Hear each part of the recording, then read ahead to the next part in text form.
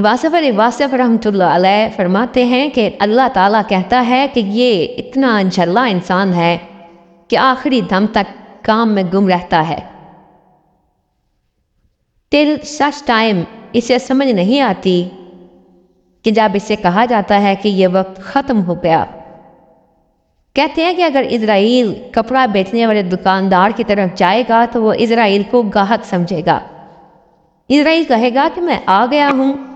وہ کہے گا کہ 1 گز اور ناپنے دو.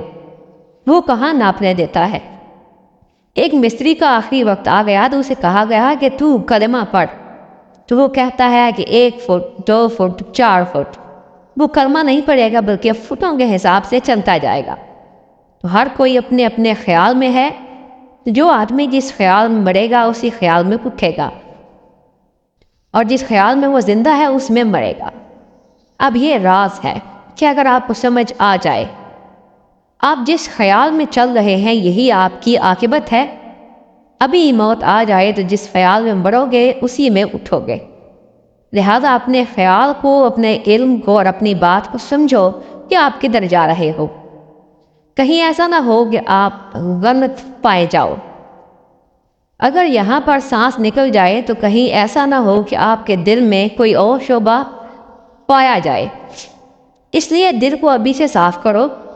اس میں کوئی مہلت نہیں ہوتی کہ اس کو کل سے ٹھیک کر لیں گے. کیا کل خبر میں جا کے ٹھیک کریں گے؟ کل تو آنا ہی نہیں ہے.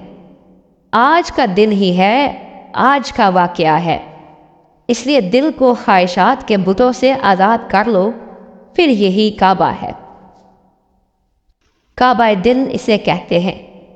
اس کے اندر وہ رہتا ہے، حضور قلب. یوں سمجھ لو کہ اس قلب کو حضور قلب ہے، جس کو حضور صلی اللہ علیہ وآلہ وسلم کی یاد ہے.